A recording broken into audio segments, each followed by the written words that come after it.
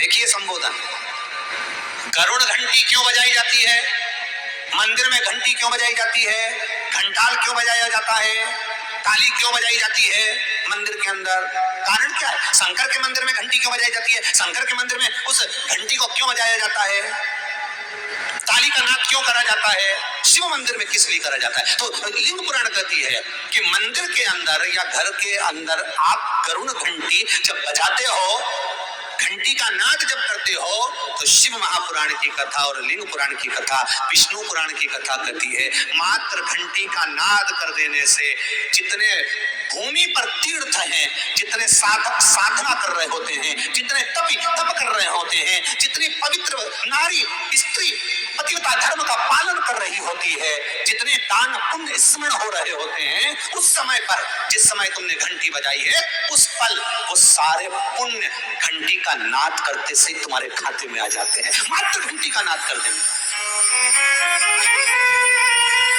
शंकर जी के मंदिर में जाकर ताली का नाद किया जाता है। ताली का नाद शिव मंदिर में क्यों बजाई जाती है? उसका कारण उस मंदिर में जितने बैठे होंगे, जो भजन कर रहा, तप कर रहा, साधना कर रहा, अभिषेक कर रहा, पूजन कर रहा, 3 बार ताली बजाने से उनका सारा का पुण्य हमारे खाते में 1 सेकंड में आ गया। और हमें लगता है शंकर को रिझाया, शंकर को रिझाया, शिव ने तुरंत दे दिया। घर में गरुड़ घंटी का नाद करना, इसलिए बच्चों को खेलने के लिए घंटी नहीं दी जाती। गरुड़ घंटी कोई खेलने के लिए नहीं देता, खिलौने दे देंगे, दूसरा सामान दे देंगे, पर गरुड़ घंटी नहीं देंगे। क्यों नहीं देते? क्योंकि गरुड़ घंटी का जब नाद करा जाता है तो सबका पुण्य हमारे खाते में आ जाता है। कोई साधारण घंटी बजाना पूजन के समय पर, स्मरण के समय पर, भजन के, इसलिए घंटी भी हर कभी नहीं बजाई जाती, समय समय पर। और आपसे भी निवेदन है, मंदिर में भी जाओ ना तो घंटी का नाद करो तो बड़े प्रेम से करो, ऐसा नहीं कि तुम लेट बजाए जाओ बजाए जाओ बजाए जाओ, ऐसा ही नहीं कि लटकी है तो बजाए जाओ। क्या मतलब? तो घंटी को बजाने के लिए आएगी नहीं, उसका एक समय, उसका एक संबोधन, उसका एक आनंद। कई मंदिरों में मंदिर का पट बंद हो जाता है, दरवाजा बंद हो जाता है, तो भी लोग घंटी बजा देते हैं। दोष दोष भगवान अगर मंदिर में सो रहे हैं, लिखा हुआ है मंदिर के खुलने का समय इतनी बजे से इतनी बजे तक, मंदिर बंद है तो घंटी नहीं बजना चाहिए। जिस जगह पर ब्राह्मण विद्वान है, साधक हैं, संत हैं, साधु हैं, मंदिर अगर बंद होता है तो उसके साथ में घंटी के नीचे के भाग को रस्सी से ऊपर बांध दिया जाता है जिससे बजे ना। क्यों? कहते हैं अगर भगवान अगर विश्राम कर रहे हैं, सो रहे हैं, निद्रावश हैं या पट बंद है, उस समय पट बंद का समय है और घंटी का अगर नाद हो जाए तो कहते हैं 11 ब्राह्मण के भूखे रहने का दोष लग जाता है जीव को, मात्र घंटी बजा देने पर, अगर भगवान विश्राम कर। भगवान विश्राम अवस्था में है, पट बंद है, दरवाजा बंद है और लिखा हुआ है समय, मंदिर खुलने का समय 11 बजे से 3 बजे तक, मंदिर बंद होने का समय 3 बजे से 3 बजे तक, और उस बीच में तुमने तो देख लिया कि पट बंद है, तुम तो आ गए, तुमने तो मन में सोचा हम तो इंदौर से आए, हम तो भोपाल से आए, हम तो वहां से आए, हम तो वहां से आए, और भगवान का मंदिर बंद है तो क्या हुआ, हम तो घंटी तो बजाएंगे, तो बजा ले। अच्छा, 11 ब्राह्मण भूखे रहने का दोष तुम्हारे खाते में। शिव मंदिर से जब भी वापिस आए, जल चढ़ाकर अपना फर्ज पूरा अदा कर। फर्ज से मतलब जब शिव मंदिर से वापिस आए, जो पत्ती, बेलपत्री, फूल शिव जी पे चढ़े थे और नीचे शिवलिंग पे से नीचे गिर गए हो, एक शिवलिंग रखा है लाना मिट्टी वाला, लाइए जरा उठा के। अब छत्तीसगढ़ में कथा चल रही, थोड़ा ध्यान से सुन लोगे एकांतेश्वर शिवलिंग का पूरा वृतांत। तो आप लोग जो पशुपति व्रत कर रहे हो या कोई भी उपास करते हो, कई लोग कहते हैं हमने करा नहीं हुआ, क्यों नहीं हुआ? उसमें हमारी गलतियों को हमें छांटना। ये देखिए,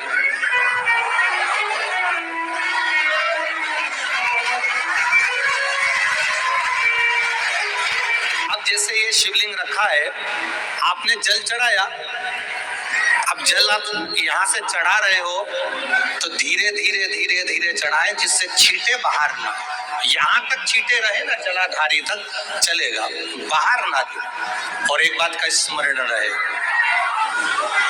यदि बेलपत्री, फूल, पत्ती जल चढ़ाने के बाद ये सब अगर नीचे गिर जाए, जलाधारी पर गिर गया या नीचे उतर गया, तुम्हारा पूरा जल चढ़ जाए, तुम्हारे पास में चंदन नहीं है, अबीर नहीं है, गुलाल नहीं है, कुछ भी नहीं हो, तो भी अपने हाथ की 3 उंगलियों से रेखा 3 खींचकर और फिर जो माला आदिक भगवान की रखी थी उसी से भगवान का वापिस पूरा श्रृंगार कर कर फिर वापिस आई है, भगवान को पूर्ण श्रृंगार।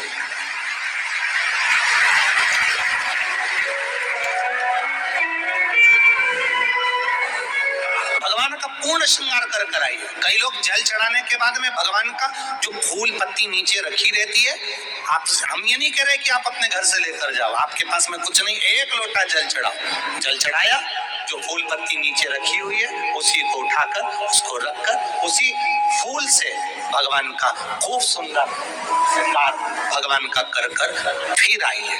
क्यों? शिव का जब हम श्रृंगार कर कर आते हैं, माता पार्वती जी ने देव अधिदेव महादेव का श्रृंगार किया है, आप लोगों के स्मरण में होगा।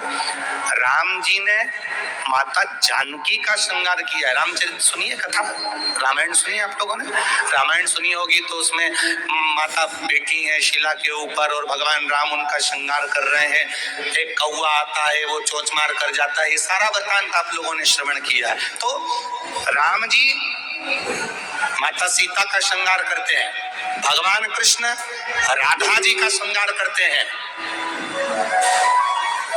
केवल एक देव अधिदेव महादेव की कथा ऐसी है जिसमें पार्वती जी शिव जी का श्रृंगार करती हैं। शिव का श्रृंगार किस लिए? क्यों? कहा जल चढ़ाने के बाद वहीं पर पड़ी हुई पत्ती से, फूल से, जो चढ़े हुए फूल हैं, चढ़ी हुई पत्ती है, चढ़ा हुआ निर्माल्य है, जो भी शिव जी का है, उसी को धोकर वापिस भगवान का श्रृंगार कर कर आना चाहिए। किस लिए? कि हे भोलेनाथ, जब मैं इस संसार सागर से जाऊं, अखंड सुहाग लेकर पूरी श्रृंगार कर कर इस धाम से जाऊं, ऐसी कृपा जो पढ़ाओ, जो चंदन नहीं है, हाथ से चंदन का स्मरण होना चाहिए। घर में कभी संपदा की कमी नहीं आती साहब। एक बात अपनी जिंदगी में उतार कर रखिएगा। कहीं तुम्हें ऐसा लग रहा है कि मैं बहुत अटकलियों से निकल रहा हूँ, एक समस्या पूर्ण होती है, दूसरी समस्या पड़ जाती है, दूसरी समस्या पूर्ण होती है, तीसरी समस्या पड़ जाती है, तीसरी समस्या पूर्ण होती है, चौथी पड़ जाती है। तो एक काम जरूर करना कि बेलपत्री के वृक्ष के नीचे, बेलपत्री की जड़ में लाल चंदन का पानी 1 लोटा प्रत्येक सोमवार को चढ़ाना प्रारंभ कर दीजिए। अपने आप अटकलें सुलझना। एक बात बहुत ध्यान लगाकर सुनिए, 1 बेलपत्री और उस बेलपत्री में 1 चंदन की बिंदी और 1 अक्षत का दाना मात्र। हाजी के चेहरे पर अलग ही चमक है। क्या शादी से जब खाने का रंग खिलेगा तो हर चेहरा ऐसा ही चमकता मिलेगा। कैच मसाले हर खाने की जान। एक बेरिश मार्केट में स्मार्ट इन्वेस्टर्स रुकते नहीं, नई अपॉर्चुनिटीज ढूंढते हैं। चाहे मार्केट ऊपर हो या नीचे, फ्यूचर्स एंड ऑप्शंस के साथ आप काफी सारे स्टॉक्स और इंडाइसेस में भी ट्रेड कर सकते हैं। और अपनी ट्रेडिंग जर्नी स्टार्ट करनी हो तो ब्रो है ना, ये है इंडिया का नंबर 1 स्टॉक ब्रोकर। थोड़ा सा भी किस्मत, जरा सा भी किस्मत, और ये बिंदी और 1 चावल का दाना जब हम भगवान देवत्व महादेव को समर्पित करते हैं, अपनी कामना करके समर्पित करते हैं, तो निश्चित है कि आपने व्रत करा ना करा, आपने उद्यापन करा ना करा, आपने अनुष्ठान करा ना करा, महापुराण की कथा करती है, शंकर भगवान उसका फल शीघ्र प्रदान करते हैं। एक बात अपने जीवन में उतार कर रखिएगा, सोमवार की अष्टमी